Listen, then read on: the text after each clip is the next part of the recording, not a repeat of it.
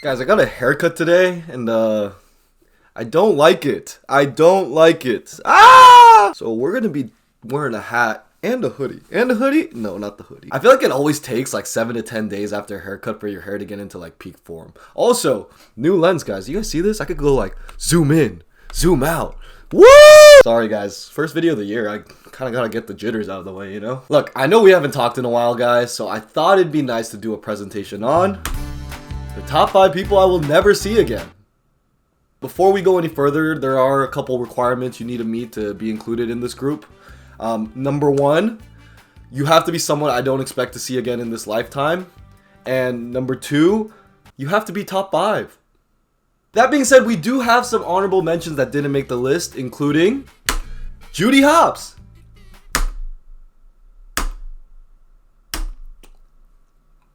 And that one Chipotle worker that gave me an extra scoop of chicken for free.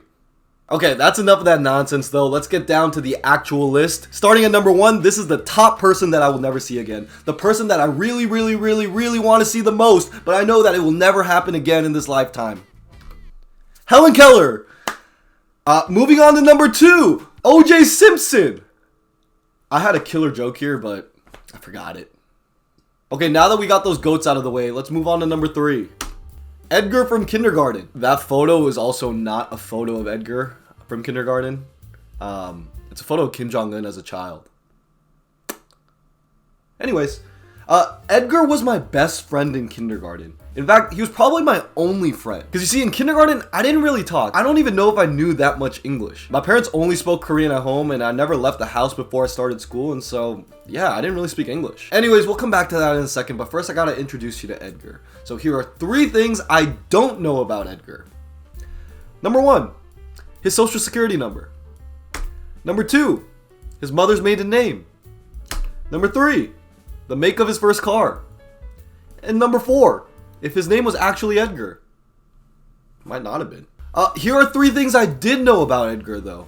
Number 1, he used to always wear these collared shirts, but they were always like plaid or striped. I don't think he wore anything else other than that. Oh, one time he did wear a long sleeve tee. Number 2, oh, he had this like bowl cut before it was like popularized by Justin Bieber. But anyways, number 3, no, I think that's it. Alright, if I'm being honest, guys, I don't really remember much about Edgar. All I really know is that he talked to me and we would play Power Rangers on the playground, and that's pretty much it. But the reason Edgar means so much to me is because he didn't care that I was shy or didn't have much to say, or I probably didn't even know the English to say what I wanted to say at that point.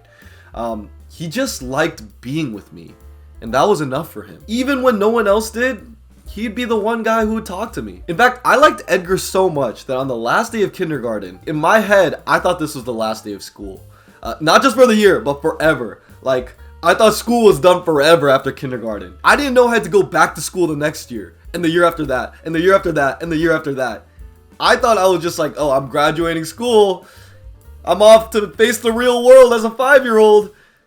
I was an idiot. I still am. Because of all this, I thought this would be the last time I would see Edgar because, you know, we're not going to be at school together anymore. And so what I did was I cried. And I'm still the same way today. But when I cry, I kind of like to cry alone. And so instead of crying with Edgar, I just kind of walked around the playground by myself crying that last day of school. I don't think I even said a single word to him that day because I was so sad. Anyways, I go back to school the next year and he was there and I was like, oh, lit. And then I go back the next year and he's still there. I'm like, oh, still lit. And then I go back the next year and he just disappeared. I literally don't know what happened to him. I don't know if he moved or, you know, he died or, you know, got kicked out of school, but I just never saw him again. You know what would be crazy though? If I actually just made him up in my head and he never actually existed. Like, what if I just made up an imaginary friend because I had no friends in real life? Man, if I saw Edgar again in this lifetime, I'd tell him thank you for being a friend when no one else wanted to be my friend. And then I'd ask him for his social security number and his mother's. Moving on to number 4, the 4th most important person that I will never see again. The pretty girl from the Korean cafe. Okay, guys, I'm gonna let you in a little bit on my personal life right now. I don't usually do this, but come on, come here close. About a year ago, on a Sunday after church, I went to this Korean cafe with some of my friends to, I don't know, get something to drink. At the table across from us, though, there was this beautiful woman sitting there with her mom. Now, yes, she was very pretty. She was more pretty than pretty. She was pretty.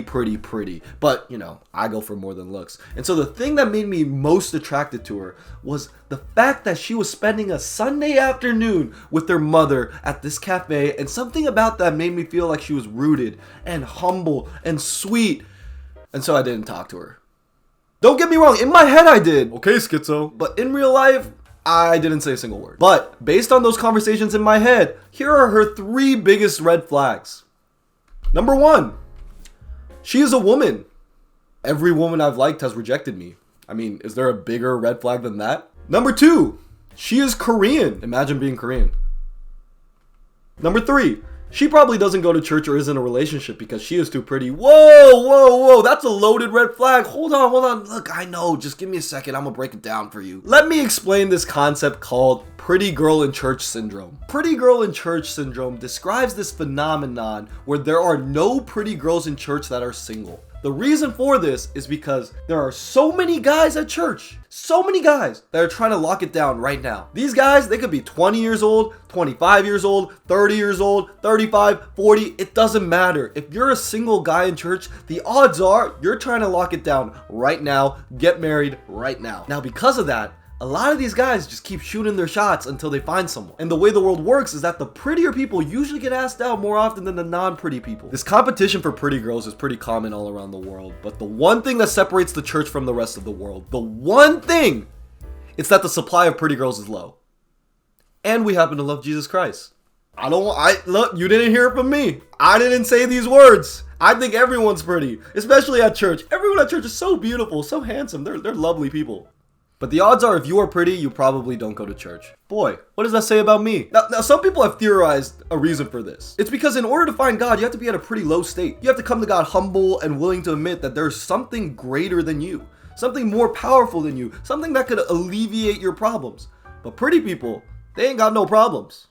World treats them so nice. Everyone always wants to help them. Everyone's always willing to hold the door for them. Blah, blah, blah, blah, blah. I can't stand pretty people. It's just a phenomenon. You look out there and a lot of pretty people, they just don't go to church. So on the off chance that there is someone pretty at church, remember, again, there are all these guys that are trying to lock in right now. So many people are asking out the same girl that she is surely bound to meet someone that she likes as well. Which means every pretty girl at church is already in a relationship. Wow, I'm judgmental. Never wrong though. That is why when I saw this girl, I was like, okay, she's way too pretty. There is no shot she goes to church. And even if she does go to church, there's no shot she's single. Anyways, I left the cafe at the same time as her. Not on purpose though, but she ended up being parked next to me and I happened to look in her car and what do I see? A cross hanging on her rearview mirror. Ah! But again, even if she goes to church, she's probably not single. Or at least that's how I cope. Moving on to the 5th and final person I will never see again. By the way, if you happen to see that Korean girl from that cafe, please let me know. Or if that is you, just leave a comment below, please. Just asking for a friend, by the way.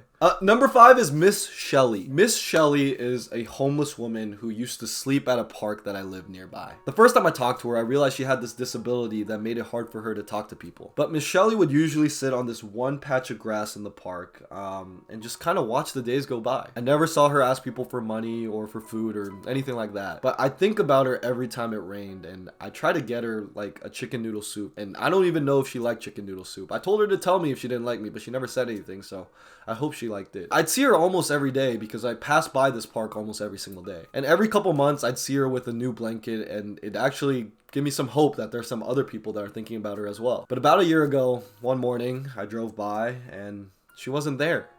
And I drove by the next day and she still wasn't there. I don't know what happened to her. Maybe she found a better patch of grass to sit on or hopefully a more permanent shelter. But I still think about her every time I pass that park. And whether it's in this life or the next one, I still hope that she's doing well and that there's someone out there taking care of her. I know it doesn't seem like it all the time, but I really, really do believe that God has been faithful and true and good. And so my hope is that God will be faithful and true and good in her life as well. In this one and the next one. And for all of you guys as well too. It was good talking to you guys again. See you next time.